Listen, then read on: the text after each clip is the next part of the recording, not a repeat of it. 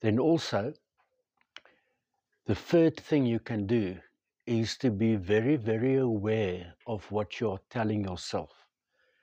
Write down your negative self-talk and look for specific patterns within that self-talk.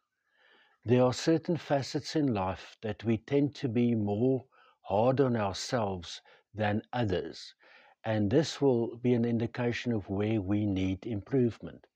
So if you do write down all your negative self-talk, you'll see specific patterns.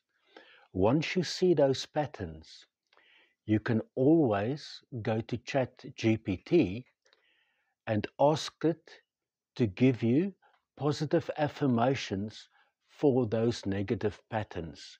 As an example, if you tell yourself, I always make mistakes, ask ChatGPT, give me positive affirmations for I always make mistakes. It will spit out a lot of specific affirmations for you that you can concentrate on so that you can get rid of that specific self-talk.